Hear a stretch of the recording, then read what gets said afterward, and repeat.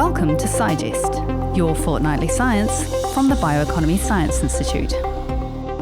If you filled up your car lately, been contacted by your power company about increasing charges for gas, or heard more about the Strait of Hormuz than you would have since high school, today's episode is for you.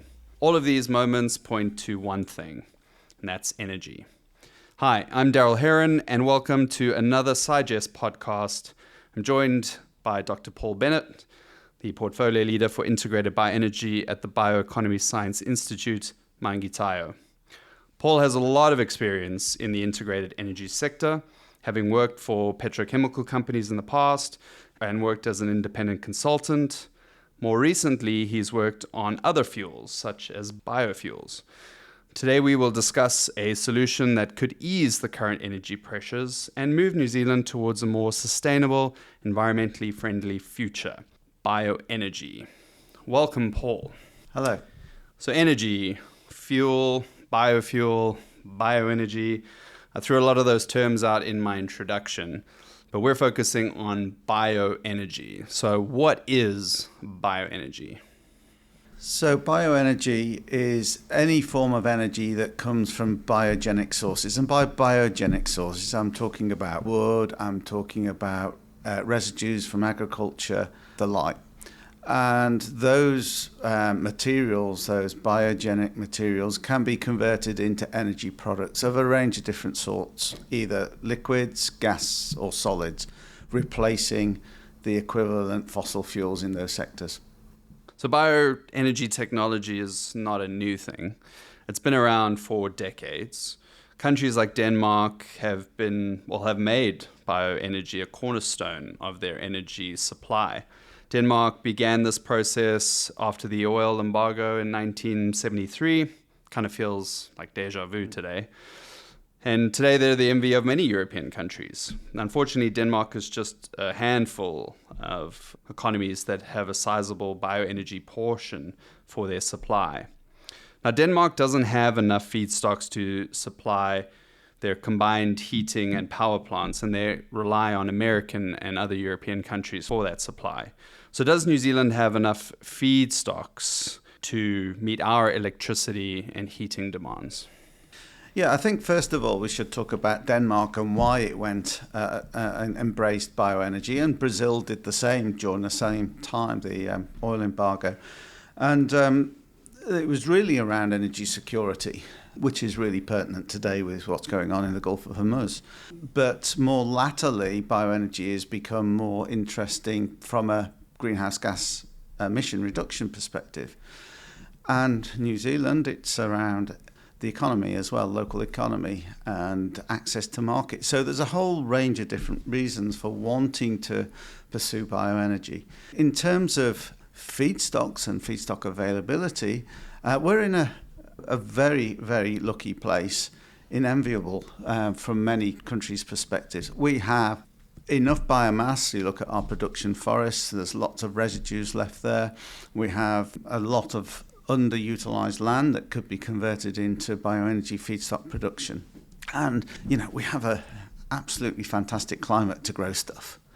So bioenergy is a really, really good option for New Zealand, and we should be considering it more. So these forest residues, these things that we can grow easily, they're seen as a traditional feedstock, but other waste materials like cashew nut shells are being utilized for bioenergy. And I say waste in these inverted commas, if you could see me, because in the past these would have been things that were disregarded, kind of thrown away or left to compost. But with our bioeconomy thinking, we're finding this unrecognized value in these products or waste. So like my cashew nut example, are there other feedstocks other than forests and woods waiting in other sectors that we could unlock for bioenergy? Oh yes, there's lots of waste around in New Zealand. A lot of it goes directly into landfill. And we look at some areas that led to the company called Ecogas that started New Zealand's first food waste to biogas anaerobic digester. They took pre-consumer food waste out of Auckland and starting to convert that into biogas, then clean that biogas up into biomethane, which is chemically identical to natural gas, and put it into the pipeline in the North Island. So There's materials such as that, food waste, as I said, was going to landfill. We have some agricultural waste that could be used. We've been exploring straws in the South Island as a feedstock for pellets.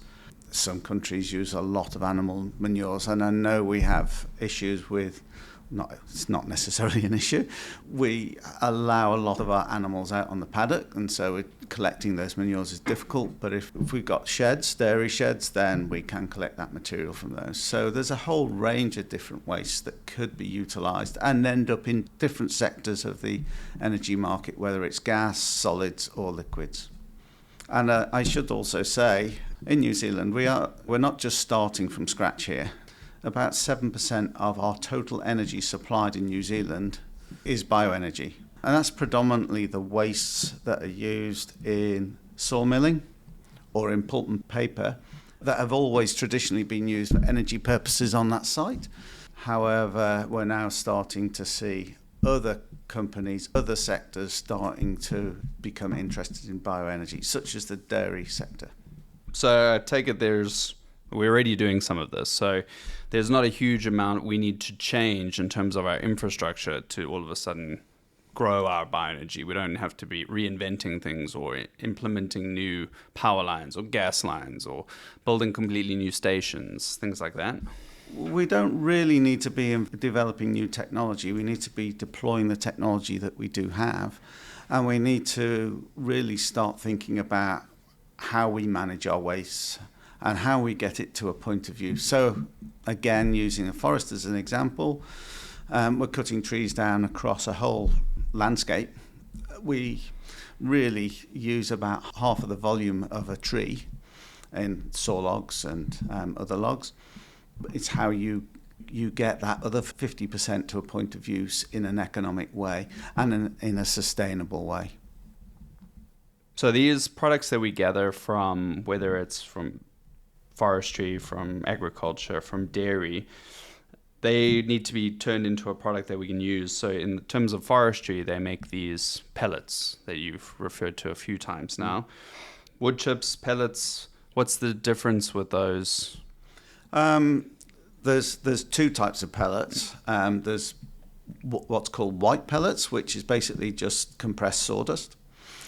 And then you get pellets that are called black pellets, which is where the sawdust or the wood chip is processed.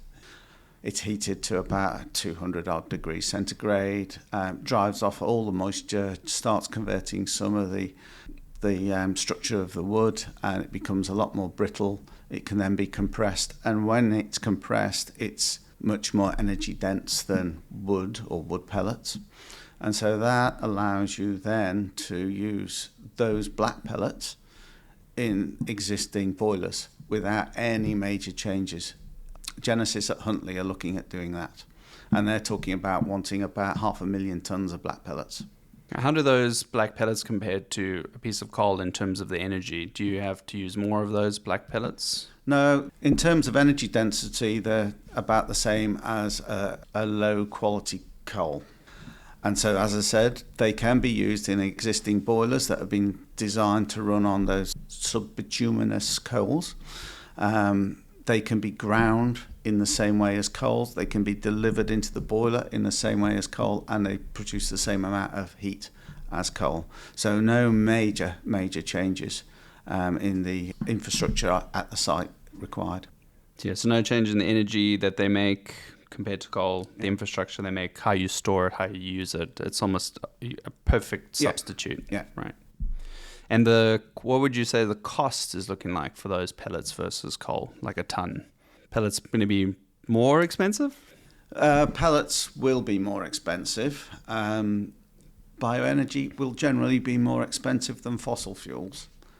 The fossil industry has been around for 100, 150 years, has been subsidised for that time, has infrastructure in place, embedded, and they're treating it as a cash cow. So building a new industry to compete with that old fossil industry is going to be very difficult. But we do need to give it some time. We do need to make those investments.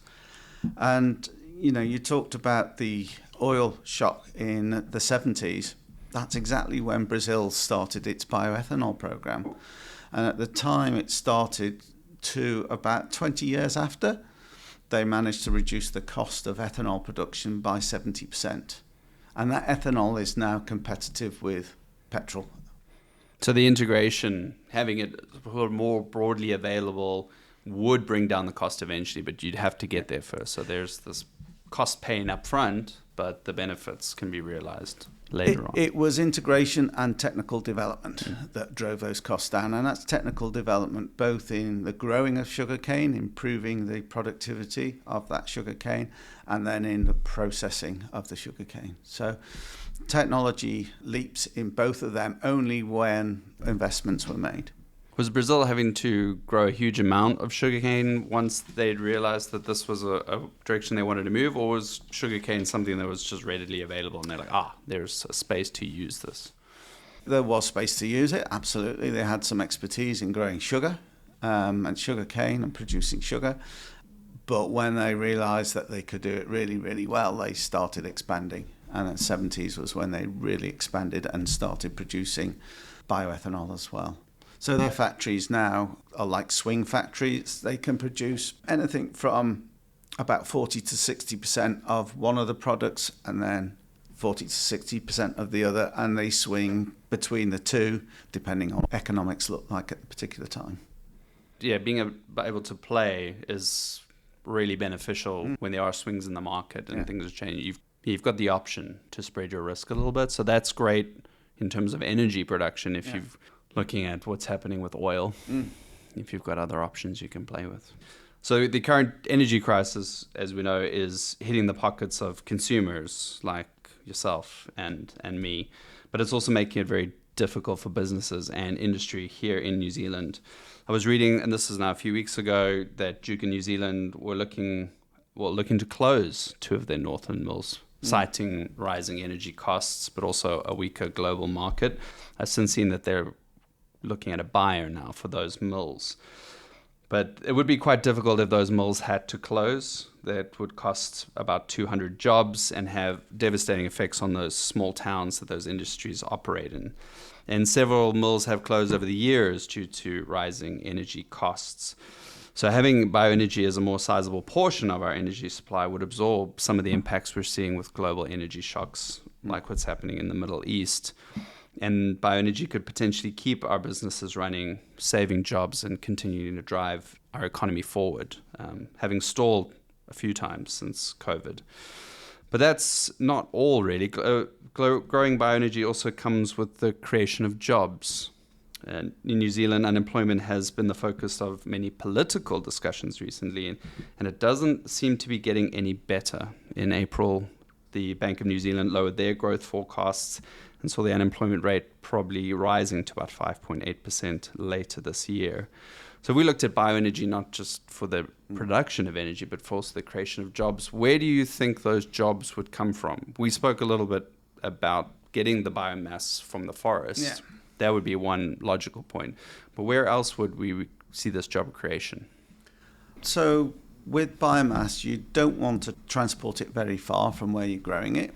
Generally, it's full of water, so you don't want to be carting water around the country, which actually means that you would build or construct a conversion plant close to the point where you're growing that biomass.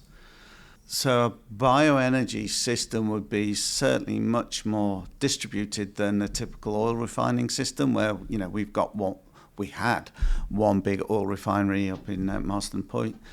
With a bioenergy system, it'd be far more distributed with smaller conversion plants, whether it's pellets, whether it's liquid fuels, closer to the points where that biomass is generated or that residues are generated. So we would really be focused in places where we have the forest, so Central North Island in particular, East Cape and Hawke's Bay, Northland. In the South Island, you'd look at the top of the South Island and Southland. Those would be areas where we could see bioenergy industries be focused.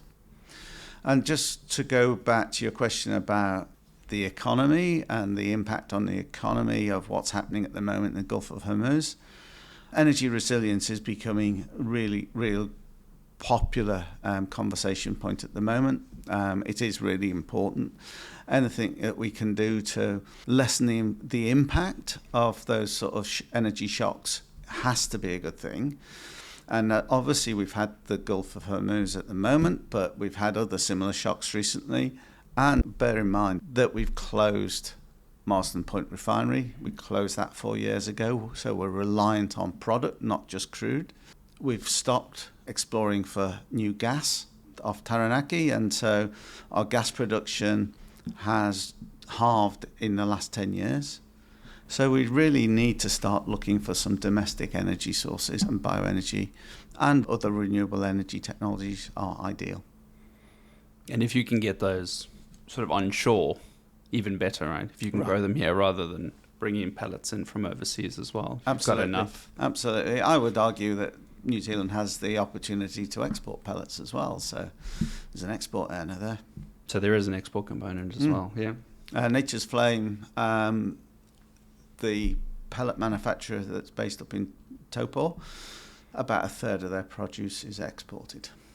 And other countries will be looking to do the same as New Zealand, trying to diversify. So there's going to be a growing market overseas, one would imagine. Markets are diversifying overseas. Mentioned Nature's Flame export pellets, they're going to Japan and Korea. Those are two countries that have huge energy demands but do not have the capacity to generate their own bioenergy, hence exporting our pellets to them.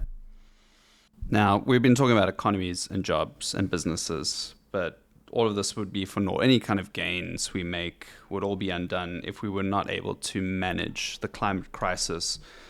So how does bioenergy and renewable energy like that help New Zealand meet its climate goals?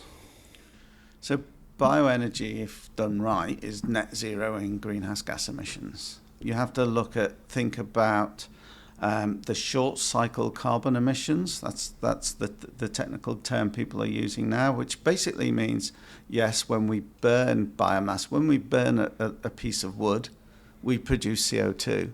But we have to remember when that wood was growing, it was absorbing CO2. So it was absorbed it maybe 20, 30 years ago. And that's what we're calling short cycle carbon. If you compare that to the fossil economy, where some people refer it to long cycle, I actually think it's actually one way, because the carbon that we're releasing into the atmosphere when we burn fossil fuel products or coal was trapped in the earth millions of years ago, and it's not on the same sort of time scale that climate change is. So using more biomass to create your energy has to be beneficial from a greenhouse gas perspective. And I think looking at bioenergy, looking at the climate crisis, we're pretty much in a race against time. I think we need more urgency, and we need some kind of strategy to help us get there. I was looking at a recent interview, this was done now a couple months ago, given by the UN Secretary General Antonio Guterres, who was talking about a global transition plan to move the world away from fossil fuels. Right now, we know renewables are the cheapest they have ever been. We're producing them faster than we've ever produced them, and they are probably the safest source of new electricity almost everywhere. Renewable energy has been heavily invested in. If you look at the last 10 years, it's increased for more than the investment in fossil fuels. But our transition away from fossil fuels has been quite slow. And as Guterres pointed out, we face a choice now that we can either transition together, or we're going to be stumbling into this natural transition through crisis and chaos, which I thought was quite appropriate. So do we have a bioenergy strategy here in New Zealand? At a government level, no, we don't. We have Bioenergy Association in New Zealand that is trying to collate a strategy. It does have a plan and is trying to encourage ministries to come on board. But it is really important. I think you talked about electricity and you talked about energy in the same sentence. In New Zealand, we think ourselves are doing really well in terms of renewable energy. actually referring to renewable electricity because we're doing great there. I think it's something like 84% of our electricity is renewable. But it's only 16% of the total energy that we use. So there's a big rump that we still need to do something about, and that's where I think bioenergy has a role to play. I'm not saying we shouldn't continue to grow renewable power, renewable electricity, absolutely. We're going to need all the renewable technologies if we're going to get to net zero. One of the key things is about finding out where's the best place to use that. So renewable electricity is good for space heating, it's good, starting to become used in light-duty transport cars. But bioenergy has a particularly good role to play in that process heat, which we talked about earlier. It's happening now. But it also has a particularly good role to play when it comes to those hard-to-abate transport sectors. The long-distance transport sector, aviation and marine, where putting big batteries on an aeroplane isn't gonna cut it. You're not going to be able to fly much more than sort of 200, 300, 400 kilometers on an electric aeroplane. Equally, putting a big battery on a cargo ship is just taking up cargo space. So those areas, aviation and marine, really need a high-density liquid fuel, and that's where biofuels has a role to play as well. But as I said, it's about integration. It's about understanding where all these new renewable energy technologies sit and where they can be best used in our society. So having to figure that out for the strategy is really, really important, and where it fits. So exactly like you said, you have to have diverse. There's a space for wind, there's a space for solar, hydro, bioenergy. They all have a role to play in getting to net zero, but also supporting wherever it's going to be, that energy is going to get to in the best and most efficient way is kind of what we're aiming for, right? Yeah, it depends what you mean by best. Yeah, okay. Is it around greenhouse gas, the most efficient way of reducing greenhouse gas, efficient in terms of dollars? Best could relate to GDP growth as well. It could relate to pure finances. So you do have to define the word best when you use it, I think, in this space. What is the strategy supporting? Yeah. But we've really focused on how do you get to net zero at the lowest cost. That's the guiding That's principle. what we've been working with, yeah. And you talked about liquid fuels. So that leads me on to my next question, which is great. So we've seen the price of diesel being what it is, and that's made things like air travel difficult with Air New Zealand cutting a whole bunch of routes. It's made transport via the ocean more expensive as well. And even going back to our industry, talking about forestry now, it's also had an impact on harvesting, with some contractors not being able to go out and harvest because the cost to get the timber out it's more expensive to harvest. You're not going to get that value. The Farm Forest Association president, Dougal Morrison, said there's been about a 30% reduction in log volumes at the ports compared to this time last year. So we're seeing a real impact of that high energy, not only on harvesting, even at the mills. We talked about Jukin's example, but even exporting as well. It's all having an impact. What are we doing as the Bioeconomy Science Institute in terms of the biofuels? So you talked about biofuels in marine and aviation. What are we doing there? So it's probably about 8 years ago we published a report. Minister Megan Woods launched it for us along with the CEO of Z Energy, Paul Bennett, at the time. And that report was looking at what a material biofuels industry would look like in New Zealand. We had, I think it was like 26 different stakeholders take part in the production of that report and the analysis of the data that we produced. And it came out really clearly that if we wanted to build a material biofuels industry in New Zealand, it should be based on wood. We would need some new technologies to convert that wood into useful products, and the products should really be focused on the aviation and the maritime sector. And over the last few years here at the BSI, we have been focused on aviation and marine. managing the approaches very differently. So for aviation, there was billions of dollars. There still is billions of dollars being invested across the world, US, China, around producing sustainable aviation fuels. So it's biofuels for aircraft. We weren't going to make a difference there. Whatever we could invest would be a drop in the ocean. So we were just looking at using our technical expertise and our knowledge of what's happening in other parts of the world and bring it to our local stakeholders, i.e. Air New Zealand. So we've been supporting Air New Zealand for a long time in their journey to try and produce sustainable aviation fuels here in New Zealand. In the maritime sector, though, it's slightly different.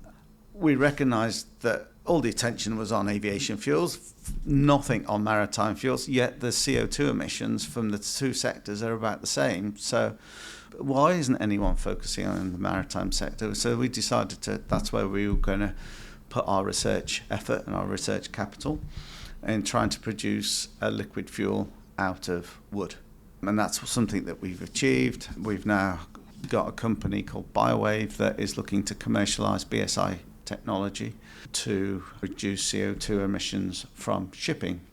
Now, shipping is really important to New Zealand because we are an export-focused economy, and we're exporting produce to countries that require mandatory greenhouse gas emissions reporting. So the exporters of produce from New Zealand, the likes of Zespri and Silver Fern Farms, and even some of the forest management companies are becoming more and more concerned about the CO2 emissions of moving their product to market.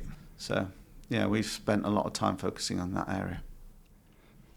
Now, we're doing a bit in terms of that research, bioenergy, as I mentioned, is an old technology that's been around for a while. Is there... Sorry, bioenergy is a series of different technologies. Yes. That's right. As a philosophy, let's say, it's been around for a while. In fact, the first motor cars, the first petrol engine, the first diesel engine ran on biofuels. The first petrol engine was run on ethanol, and the first diesel cars were run on peanut oil. So it's been around for a long time. And even going further back, we know how to burn wood, and we've been burning wood for hundreds of thousands of years. So bioenergy has a bit of history. Quite a bit. from our days in the cave. Yeah. Using it for, that's energy, burning wood to cook food, exactly. Keep warm. Yeah. Yeah. We just tend to simplify, I suppose, with just the term bioenergy as incorporating all of this. So talking about technology, we've come a long way since the day in the cave. Now we can fly into space. What kind of research is on the horizon for us here at the Bioeconomy Science Institute in terms of what is the next thing we're looking towards? We're looking at ways of improving yields in all those bioenergy vectors, whether it's liquids or gaseous fuels. Look at ways of improving yields. We're looking at ways that the bioenergy is integrated into the rest of the bioeconomy and integrated into the rest of the energy system. We're looking at ways of growing the feedstock in a more efficient way. Over the last 4 or 5 years, we've been working on short rotation forestry, which is specifically focused on bioenergy. And now we're starting to see trial plantations going in for short rotation forestry. So those are some of the key areas that we're focusing on at the moment. Great. Our last question we'll have for you today, Paul. So we've got the experience, certainly. We have the technology that's spanned decades, centuries actually. We have the feedstocks, and we've got many good reasons as to why we should be utilizing bioenergy more, transitioning away from that fossil fuel. So in your mind, what would success look like for New Zealand in the next decade or 2 decades? So I think we have built up a huge amount of experience and knowledge around the technology, huge amount of relationships in the sector. So not only with the major companies in New Zealand, the likes of Air New Zealand or Fonterra or whoever, but we've also built up a good international presence as well, so we know what's happening in other parts of the world. We know what technology is being developed, what technology is being deployed, what policies work well. And so bringing all that information together, I think we have a real opportunity to influence where New Zealand goes with bioenergy. Where would I like to see us in 10 years' time? I'd like to see more anaerobic digestion plants up and running, utilising those wet wastes, agricultural wastes around the country. So I'd like to see that happening, so supplementing our natural gas as that's in decline. I'd like to see short rotation forestry plants up and running. I'd like to see Genesis stop using coal and using black pellets. I'd like to see the first sustainable aviation fuel plant operating in New Zealand and the first marine biofuel plant operating in New Zealand. And I think also I'd like to see a line of sight to more plants so that we've got a very clear trajectory to net zero. Great. Thanks, Paul. And that's certainly the future that I'd like to see for us all, not just here in New Zealand, but the world over as well. So thank you, Paul. Global energy disruptions have really put real pressure on economies and on everyday people just trying to get by. Even if the strait were to open tomorrow, the effects wouldn't disappear overnight. Global markets, supply chains simply don't work that way. Prices will rise quickly, but they will fall slowly. New Zealand and the world needs to diversify its energy supply. And we're starting to see that shift globally. As Paul and I discussed, there are some good examples in the world, Brazil, Denmark. As Antonio Guterres noticed, we have entered the age of clean energy. Those who lead the transition will lead the global economy of the future. And Denmark, great example of how long-term investment and policy consistency and what it can achieve. And then there's the example of China, which is now dominating the race really for renewable energy with, I saw or read a figure of that its renewable energy contributes about 11.5% to its GDP, which is incredible. But the shift for many other countries still remains too slow. So if we want to strengthen our own energy future and reduce our exposure to global shocks, we need to accelerate our transition to moving faster, with stronger policy settings, targeted incentives, and the right subsidies to support our bioenergy strategy. It's just one of the most effective ways to build resilience while reducing our impact on the climate. Well, like fossil fuels, this episode has officially run out of gas.